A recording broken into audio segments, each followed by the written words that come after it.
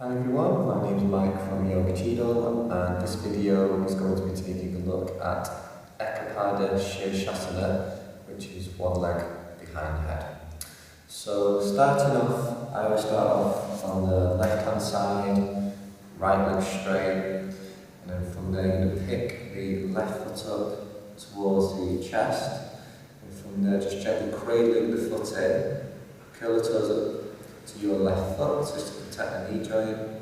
Spend a few breaths there, just so you can feel a nice openness to the hip.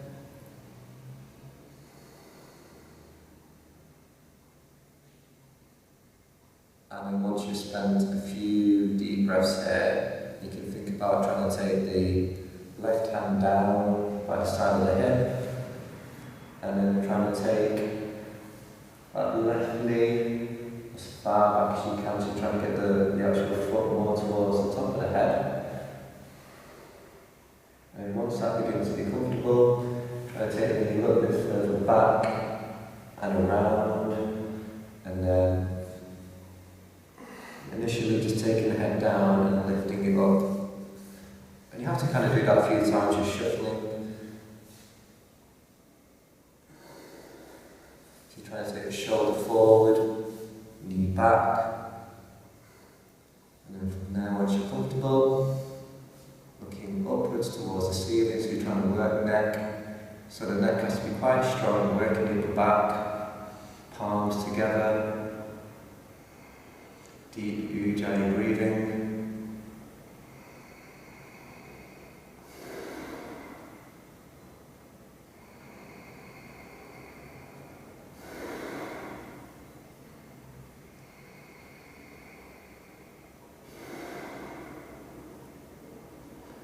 And then to release out of the posture, just take hold of the foot, gently guide the head down, and slowly coming out of the posture.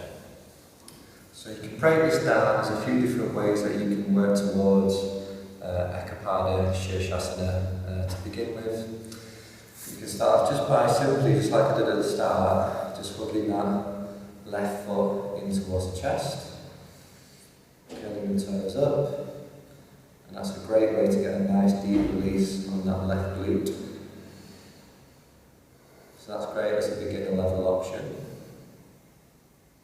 And then the next stage from there is trying to take the foot more towards the forehead. So once that becomes comfortable, you can start to take the left hand down, and then guiding the foot more towards the top of the head. Just see how that feels to the glutes, a little bit deeper. Again, trying to guide the left knee back, so that's the second option. And the third option is trying to swing the foot round onto the back of the head. So again, you want to think about taking the knee back and around, so kind of rotating the hip outwardly, and then from there, keeping hold of the foot in this position. So you'll probably find that when you start doing this, that it's very difficult to let go of the foot. So for a long time I practiced it like this, where I was just holding onto the foot, just to secure its placement, and looking upward, keeping the left hand down by the side of the hip.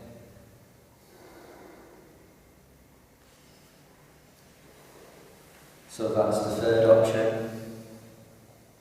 And once that becomes really comfortable, once you can start to feel like that you can take your hand away, then you can change your hands to place them onto your chin. So a little bit like this,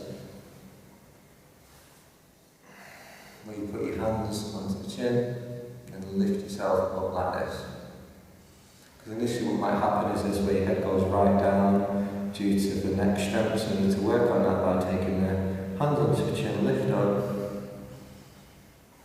looking upwards.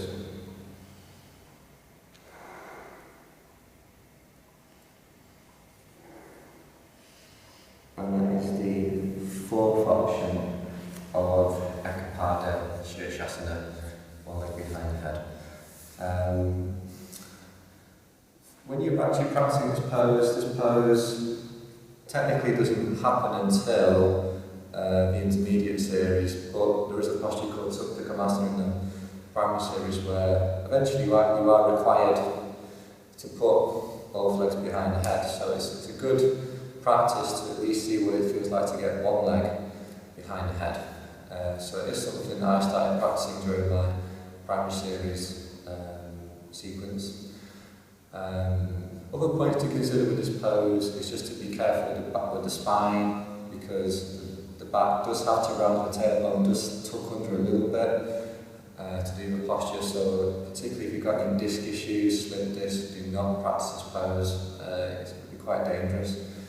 So just be aware if you've got any back issues, just take it very easy, just do one of the lighter alternatives to the posture. Again, once your hip and the back feels strong, you've got good external rotation of the hip, no back issues, when you can start to work towards placing the head more, tucking it round behind. And then once you can do it, quite well, it's a really nice feeling. Once you come out of the pose, you feel like the hips being really released. Nice deep kind of openness of the hips and the pelvis. And like anything, it just takes a lot, a bit of time, slowly, over a long period of practice, and you'll find that you will start to make improvements without rushing, straining or forcing, and just enjoying the process of learning how to do this pose. And you will find that one side will be a little bit tighter. My right hand side is a lot tighter than my left. And that's just one of the things. You always have the side that is slightly tighter as well, and you'll definitely notice that when you're doing the kind of leg behind the head postures as well. Okay, thank you very much. Hope you found this useful, and namaste.